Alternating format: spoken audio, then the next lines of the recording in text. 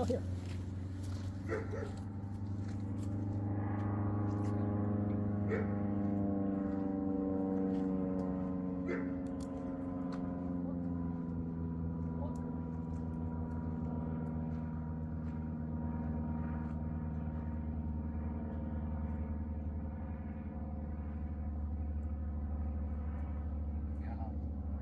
It's about our second little short session of walking, and you notice Jotun's a lot more interested in me. He's sniffing me. He's been sniffing.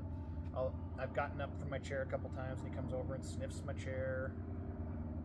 Just getting used to me. I still have not touched him. We're about to. Good boy. Do you want some loves? I'll give you loves. I don't think he really wants any love, right? But I do need to make some changes. I got 2 leashes on him. That's not standard. I don't walk around with 2 leashes on a dog. I don't know if I mentioned this, we were double handling him because his tendency when I got into leash range, we couldn't just do a handoff because he was going to strike. And so we double handled for a while where the owner had 1 leash and I had the other leash. Then we back tied him where I had the leash and the owner was gone, but he was back tied for my safety. And I need to change that because I need to put him up for a little while. I need to go take a bathroom break and I'm not going to leave the leash on him while I do that. I'm not going to have him tied out or anything like that. It'd be really stupid because I wouldn't be able to get back into range with him. Yeah, good boy. So we've got to make some progress here, but I wanted to capture it on video. And the progress has got to be, I got to be able to touch him around his head to be able to mess with the collar. And so I'm going to, I'm not going to do that frontal. When you have a dog like this who's apprehensive about you, the worst thing you could do would be to bend over them from the front. And you notice he's trying to be beside me or behind me because there's less pressure for him to be there. Boy. So I'm going to do this from the side. You notice he's not interested in a bunch of attention from me in terms of physically. I put my hand down towards his face and just let him get used to that. But he made no attempt to sniff my hand. He made no attempt to get any attention from me. My next move is actually going to be a move sideways towards him. And one of the things I've been doing during this time where we've just been hanging out is trying to be very predictable in terms of how I move. When you're dealing with a dog that is apprehensive or aggressive in any way, being very predictable is important. In this case, I have not moved towards him really at all. I've used the leash, and if I needed to, I've made very small movements by bringing him towards me. But I am going to make probably the first move towards him that I've made since I took the leash. And that's going to happen right here. I'm just going to make this move right here. What happened? He moved away, right?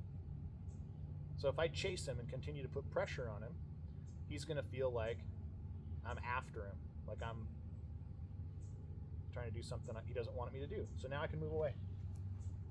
Super simple. See him? It's probably almost imperceptible. He leaned on his right front leg. He leaned towards me as I moved away. That's okay. I'm not looking for him to move. It's entirely possible there when I moved away that he could have moved towards me. He could have made that choice. He didn't. There he made a choice to move with me. Good boy. But you notice when I turned frontal to him right there, he moved away. So I'm just very gently working with this spatial pressure. Good boy. Now my hand's now close to him again, and he's avoiding. You see him turn away from my hand. I'm not trying to pressure him.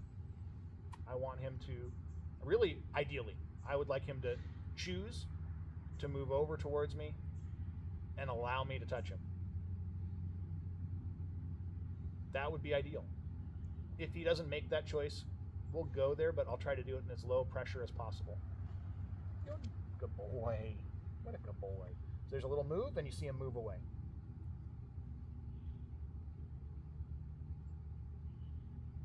Kind of positioned himself in a way where he feels like he can watch me out of his side eye. Let's walk. Let's walk, buddy. Come on. Let's go for a walk. Good boy. Now, as we walk, I'm going to give him a little bit less and less leash. And he put a little tension on it there because there's been that little boundary. He's not wanted to close in that last couple of feet. I applied just a little bit of pressure as I was walking, and there was no pressure from me pointing my face at him when that happened. But if I caught that on camera, there's a little resistance from him. I'm gonna do the same thing again. We're gonna move in a little closer. Let's walk. Okay, see that apprehension, a little bit of drag from him. So as we walk, I'm just giving a little bit of leash pressure and then a little bit of slack. That's all it is creating that moment when he makes the choice to step towards me, creating slack on the line. And notice he's now a little bit closer. This is not trying to make big steps all at once. Good boy. When I leaned towards him right there, he checked. Remember I talked about predictability. Shifting our weight back and forth can feel unpredictable. Good boy. Good. He's checked me because I moved. I made a little noise. There's a dog wagging its tail. It's hitting a wall or something up there, so he's listening to that, watching for what that's doing. Now, I don't want to approach him from a blind side and reach out and try to touch him. I want him to see it the entire time, and I want him to accept that it's going to happen. Good boy. If I came and reached around from the blind side, the potential is a bad reaction. Good boy. So I want him to see me. Good boy. One of the times when his owner was here earlier today, when we were doing the handoff, we just practiced handing the leash back and forth where he was under control. And one of the times, he prepared to strike. He barked and came towards and had to be stopped with the leash. And so my reflexes kicked in. And I kind of tightened up and prepared to get bit, essentially. And he didn't bite me. He wasn't allowed to, but the potential was there. And he knew it. And he saw my reaction to it, which isn't what I wanted him to see, because it made him feel a little bit powerful. Like his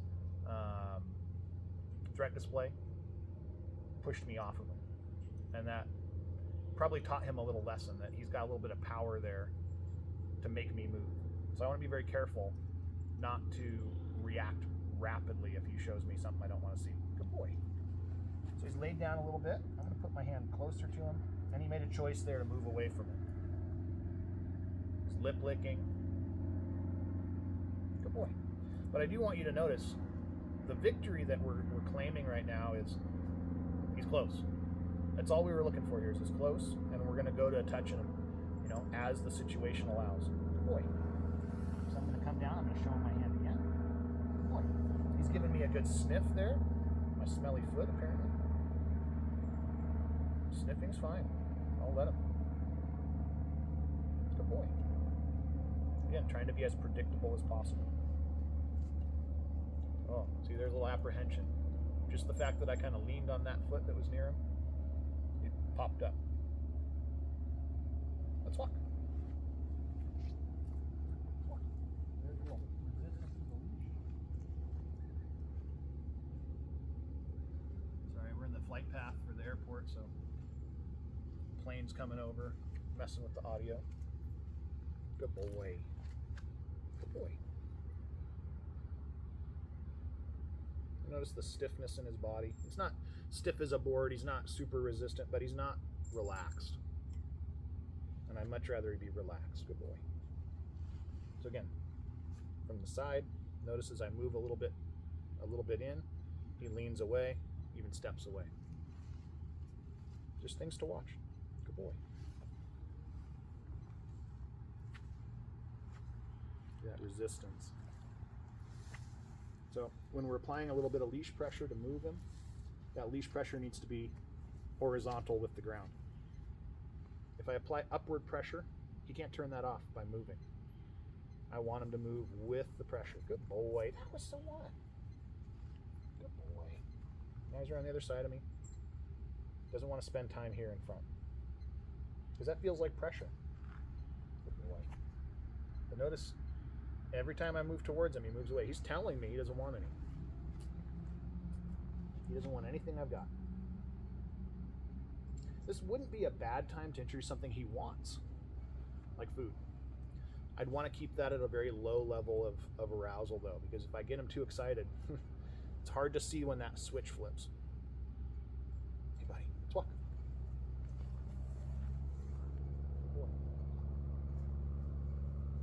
Good. Notice the step away. The step away again. Good. Good boy.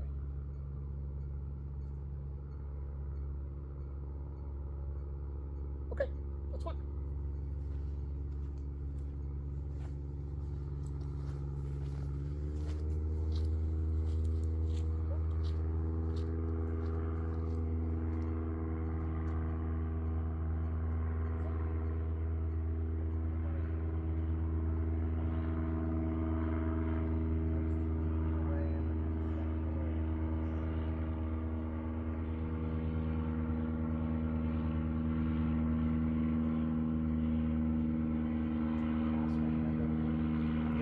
Approach him from the blind side there.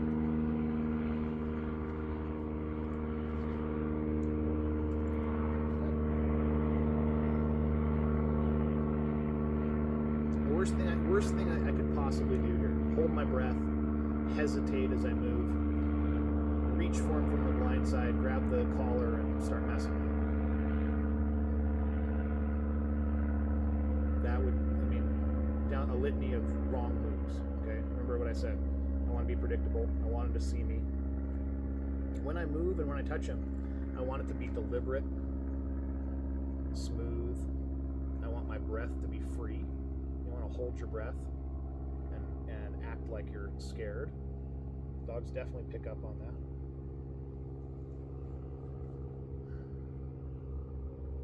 I'm going to grab a chair.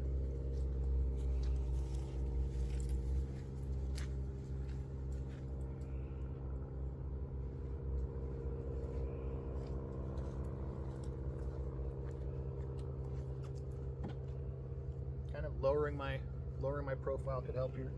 We'll see. It could go either way. Good boy. I'm a big dude, and accepting that sometimes a dog is going to feel apprehension if you're kind of looming over them. He seems a little bit more relaxed with me sitting down. He's still in that kind of sweet spot as far as he's off to the side. He's not in front. Not going to give him a ton of leash here, because I don't want him to make a choice to get further away. Good boy. Good boy.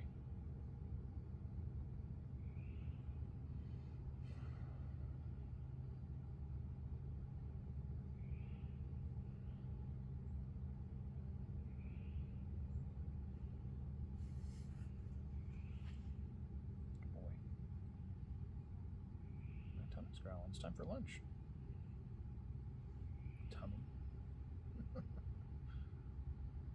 I want you to notice he's holding his head mostly away from me. He's making choices. And he's not lying about how he feels.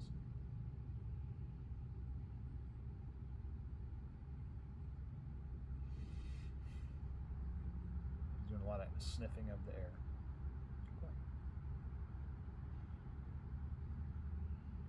One of the reasons I'm playing this as slow as I am is I don't have a lot of time in this kind of trial board. I have until Friday. It's Wednesday today. I don't have a lot of time to make up for a mistake. I had him for a couple weeks, and I pushed a little too hard, and I had to kind of reset. Boy, that'd be way easier, if I push too hard and it's like, okay, I need a day or two of kind of resetting. I can do that. With a 3-day little trial, I don't have time to reset. So if I screw up today, basically the trial board is kind of shot. Good boy. Again, trying to be totally predictable, just showing him my hands, their hands. Good boy. We are going to go to a touch in a minute. Good boy. And he may surprise me and be totally oh, finally, I've been waiting for you, but I don't know. Good boy. I kind of have my feeling like he won't. Like he may avoid. And if he avoids, I'm not going to let him run, right? I'm not going to let him make a whole bunch of space. But if he avoids, I'll put the brakes on and go slow for him. Good boy. It's nice to see him kind of relax like this. Good boy.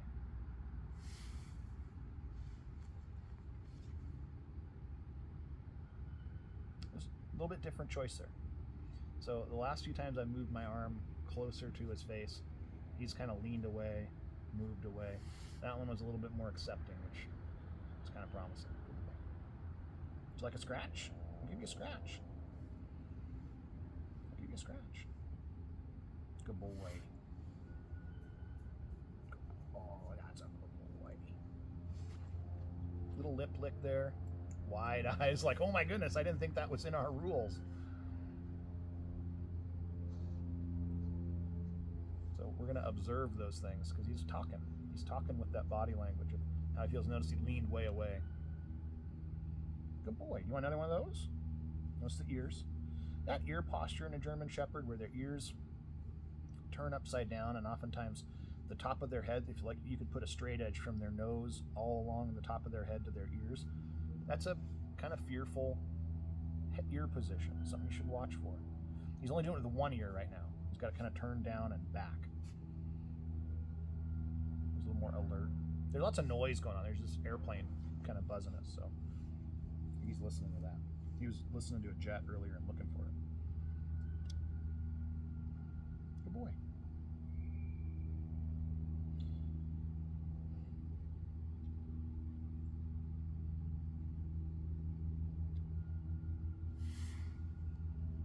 Good boy. Then this time his head inclined towards me. Good. Give him a scratch. I'm going to come down and unclip that prong collar. Little lip lick there. Good boy. When he does good stuff, I want to take pressure off of him. Something a lot of people don't understand is if they're applying pressure with their body position, with their tone, with their eye contact, and the dog shows you compliance, and even appeasement signals, which all these lip licks and blinks and paw lifts and genital checks and sniffs, these are all appeasement signals. The dog's showing you, hey, I don't want to fight you. When they show you those signals, it's okay to lighten up the pressure on them. You're trying to build trust with them. Listening to their language helps. Good boy. I want him to feel like I hear him when he's talking. He doesn't talk with, well, he does bark. He barks in demand, he barks in defense. I want him to feel like I hear him. Good boy. You want to come up here? Come on, bud. Oh, good boy. Yeah. There's choices, right? Lots of lip licks going on. Good boy. You want treats? We can go get some treats. Have some Treatos? Yeah. Good boy. Give me a scratch. Oh, yes. His eyes got pretty wide there. That's a good boy. Now, there's some vocals going on there. Kind of like a snorting sound, almost like a growl, but I didn't see, I mean, looking at the total picture of what he's doing, I didn't see anything from him that said that was a defensive growl. But it was interesting. Kind of like a snore sound. But his body language is definitely loosened up since I started touching him, which is good. When you're starting out with a dog like this, you don't want to establish rules that you're going to then have to break. Okay, and so a dog learns you and kind of learns what to expect from you. If you wait too long to enter that bubble, if you wait too long to sort of break that boundary, well, then they can be surprised because you've basically established a rule with them that you won't do it. And so we're still inside of 2 hours together here, and I didn't want a rule to be established where he thinks it's not our deal that I'm going to touch him, because I'm definitely going to touch him. I'm definitely going to be in his bubble, and he's going to be in my bubble. So I don't want to establish and basically train him that I won't touch him. That would go badly. Good boy. But I'm also not trying to force the issue. As you can clearly see, I'm definitely not trying to force the issue.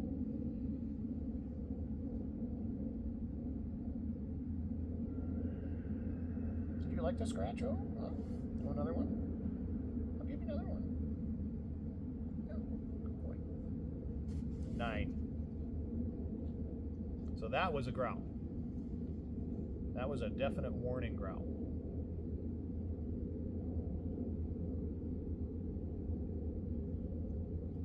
We're not doing that. Sit. Good boy. Now, there's lots of apprehension on his side there. So he thought there was a rule that maybe I'd scratch him on the head, maybe I'd touch his collar, but the shoulder, oh man. Luckily, thankfully, owners have done a bunch of work with them, and they've established a good system of communication. We've done a little bit of work in some of our private sessions where I've given him some commands. He's responded to those commands and gotten rewarded.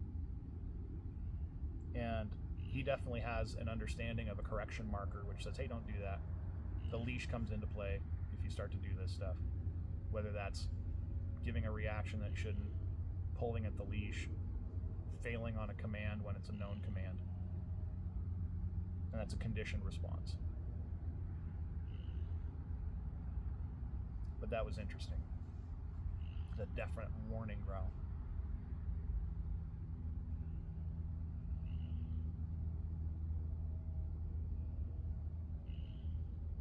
Again, we're not trying to push the boundaries, but notice he's changed. He was kind of coming into that bubble like, this is kind of okay. And when I pushed that boundary for him a little bit, and he gave that warning growl, now he's moved away, and he's pointed himself more away. He's given himself, or taken as much leash as I've given him without trying to stretch it.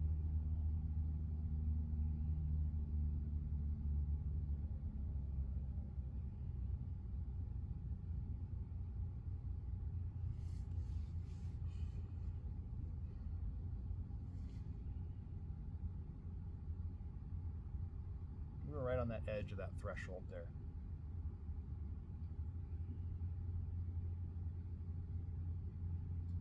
Let's walk. Let's walk.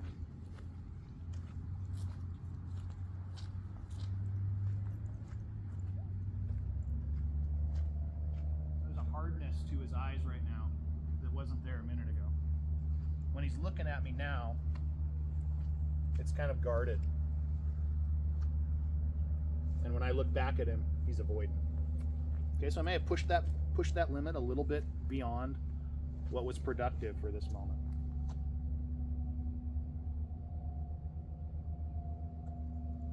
And I'm sure some of you guys watching, or if you've been watching this series, you're like, man, this guy's really taking his time. Oh, I am. And even really taking my time there, I'm right on the edge of going too fast.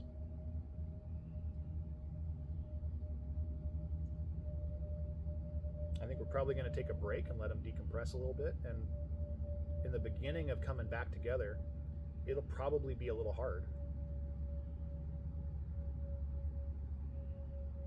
I'm imagining or foreseeing that when we come back together, there's going to be some barking at me at the kennel door, which is going to be challenging. We'll see though. Let's walk.